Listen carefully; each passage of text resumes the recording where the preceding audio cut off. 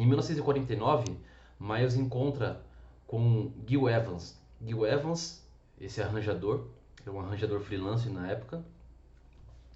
E Gil Evans grava algumas coisas, conhece Miles, eles começam a trabalhar juntos. E um disco muito importante que eles gravam é esse disco aqui, ó, Birth of the Cool. Então é um disco onde tem os arranjos de Gil Evans, um trabalho aí em parceria dos dois, super importante e um disco que já direciona muito já esse estilo do, do cool jazz. Então algumas coisas começam a mudar a partir daí.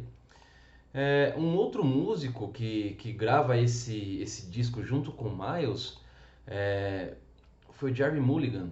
Jerry Mulligan, saxofonista barítono. Ele grava esse disco com Miles e depois disso ele vai para a costa oeste. Na costa oeste, depois começa a acontecer algumas coisas diferentes também do que acontecia antigamente. E o Jerry Mulligan é um dos responsáveis também porque gravou com Miles e levou um pouco dessa música, levou um pouco desse som que estava acontecendo aí para a costa oeste. Lá ele começa a tocar com alguns músicos.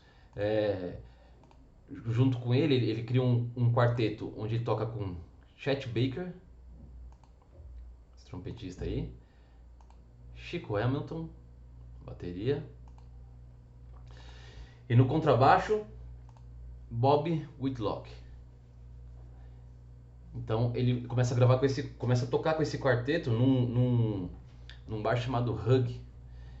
E aí começa a fazer o som que eles já estavam fazendo por lá. E enfim, acaba seguindo uma linha a partir daí. Um pianista que foi importante também para essa época, para esse período, foi John Lewis. Ele foi o pianista do Modern Jazz Quartet, um grupo importantíssimo, referência para essa época. O Modern Jazz Quartet, os caras tocavam em teatro, né? Eles faziam questão de tocar em teatro, sempre bem vestido, fazia questão que a plateia ficasse em silêncio para ouvir, né? Alguma coisa meio que puxada pro erudito, assim, né? Eles tinham essa questão dessa referência, né? Então ele foi um músico também aí que grava com mais e tem bastante coisa aí. E o grupo foi importantíssimo para essa época aí, certo? Ted Dameron foi um pianista que teve bastante influência nessa época também. Ele gravou em 1950, o Miles grava um disco que também foi bastante importante para essa parte da história.